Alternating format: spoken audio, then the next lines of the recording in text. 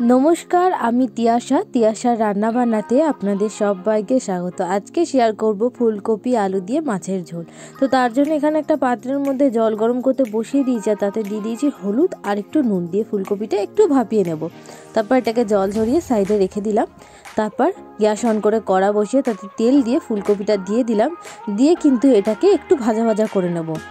फुलकपिटा किन्तु आगे अवश्य एकटु भापिए नेबेन, कारण फुलकपिर मध्य अनेक समय देखा जाए जे सादा सादा टाइपेर पोका थाके, तो ओर जोन्नो किन्तु एटा अवश्य भापिए नेबेन। देखुन फुलकपिटा किन्तु भालो मतन भाजा हये गेछे। एबार आमि एटाके साइडे तुले रेखे देब।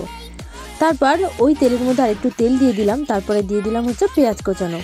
एबार पेঁয়াজটাকে हालका एकटु भाजा भाजा करे नेब। तारपर एर मध्य ऐड करे देब একটা মিডিয়াম সাইজের আলুকে এভাবে লম্বা লম্বা টুকরো করে কেটে নিয়েছিলাম আলুটা।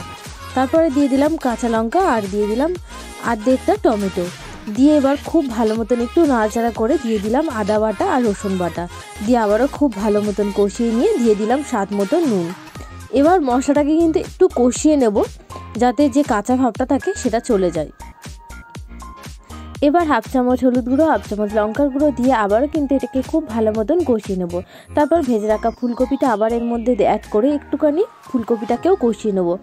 এইভাবে যদি রুই মাছ দিয়ে ফুলকপি আলুর ঝোল বানানো যায় তাহলে কিন্তু খেতে দুর্দান্ত স্বাদের হয়। তো এইভাবে কিন্তু একবার অবশ্যই ট্রাই করবেন। আর রেসিপিটা যদি আপনাদের ভালো লাগে তাহলে কিন্তু অবশ্যই লাইক, কমেন্ট আর সাবস্ক্রাইব করবেন। আর এভাবেই আমার পাশে থাকার অনুরোধ রইল আপনাদের সবাইকে।